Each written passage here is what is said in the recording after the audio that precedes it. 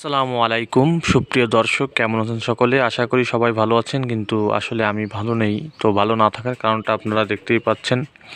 তো দর্শকবৃন্দ, ইদানিং যাবৎ একটা কুকুর আমাদের এলাকার কেউ পালে না, একটি বন্য কুকুরে প্রতিদিন যেভাবেই হোক, আমি যতই কায়দা করে আটকাই না কেন, আমার কবুতরের খোপে ঢুকে ওর নেশা কবুতর খাওয়া। কবুতর বাচ্চা ঢুকে আজকে সকালে আমরা ঘুমেছিলাম, সেরি খেয়ে ঘুমাইছি।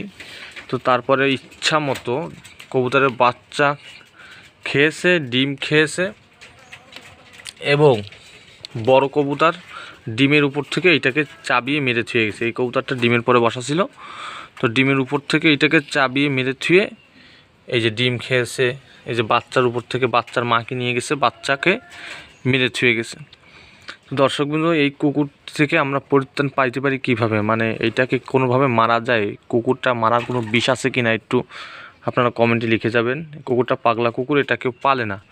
পালিত কুকুর হলে তার মালিককে গিয়ে বলতে পারতাম, কিন্তু এটা যেহেতু বন্য কুকুর, কেউ পালে না, তো এখানে বলবো কাকে?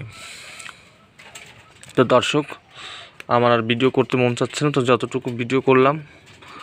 আপনারা একটু সুন্দর করে পরামর্শ দিন যে কী বিষ দিলে আমি কুকুরটাকে মারতে পারবো।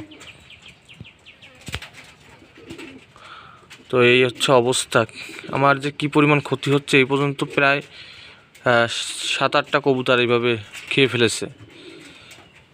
আজকে খোপে ঢুকে মন মতো, মানে যত পারছে তত মারছে আর খাইছে।